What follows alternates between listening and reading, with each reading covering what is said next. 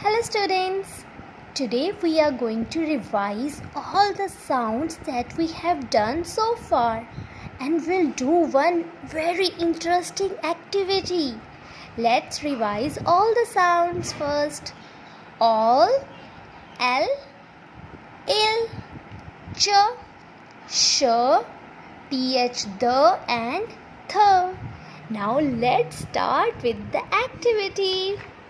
I have made 2 circles and written all the sounds that you have done in KG1 and KG2. Now let's start with the activity. Can you read it? Well, well. All, wall. Whip, weep. Wing. Chart, chart. Ick, chick. Spur in, spin.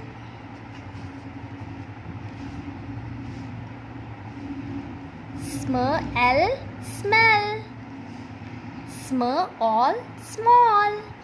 You can also try to do it at your home and can learn so many new words. All the best.